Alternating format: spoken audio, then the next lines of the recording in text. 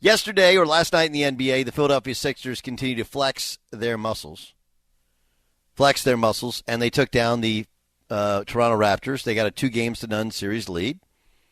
And it feels, and again, this is only 2 games in. It's 2 games in Philadelphia, but it feels like no matter what you think of Nick Nurse, this is just a mismatch, you know? And,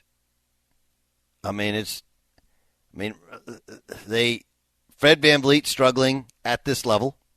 You know, that's one thing. It's like we can talk all we want.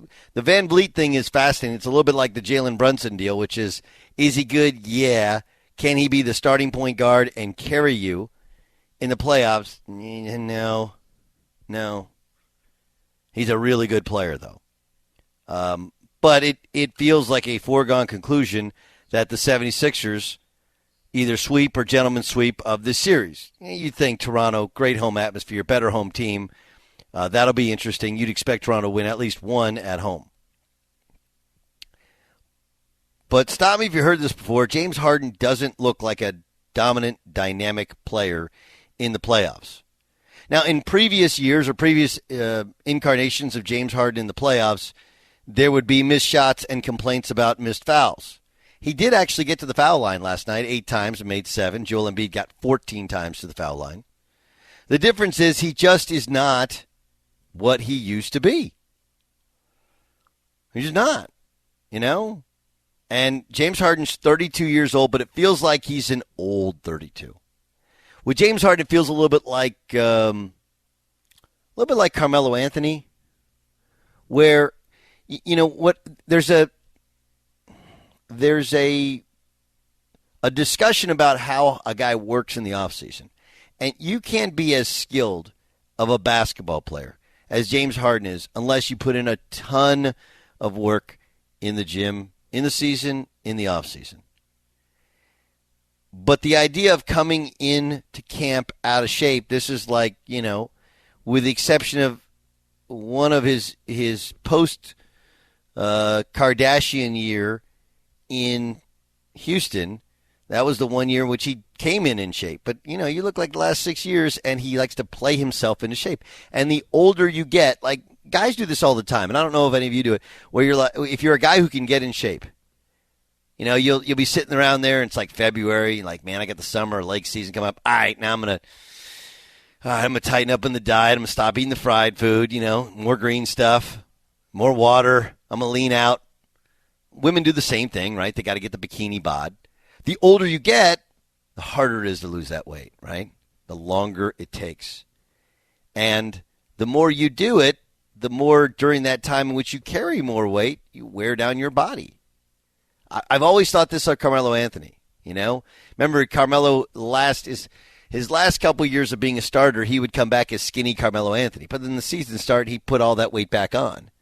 But the problem was that the first, 7 to 10 years of his career, the offseason was just that, and even the regular season. There wasn't a lot of detail to his diet, to taking care of himself.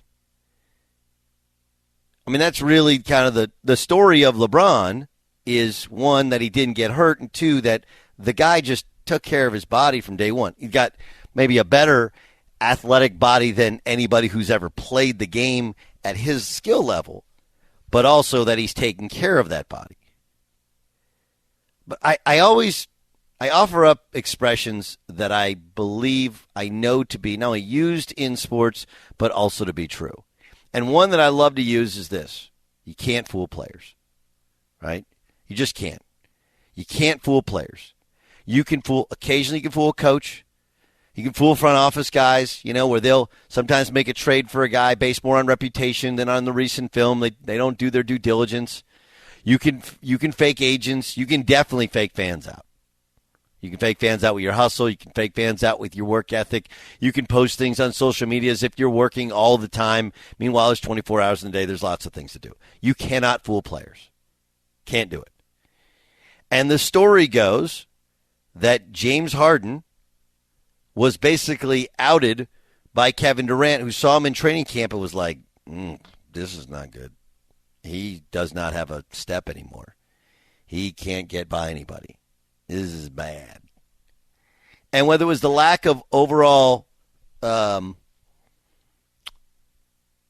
the lack of commitment to coming in shape? Especially when, look, if you're Kevin Durant, can you blame Kyrie Irving being hurt in the playoffs last year as the reason that you didn't advance? Of course you can. But the fact is that most of that playoff thing was derailed because James Harden was not healthy. He had a bad hamstring.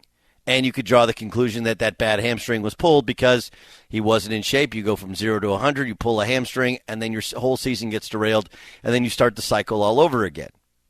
So you bring in the baggage of the previous year, and your expectations are, all right, last year we lost you to a hamstring. This year you'll come in such incredible shape that'll never happen again. That's how Kevin Durant thinks. That's how a lot of people think, not how James Harden thinks.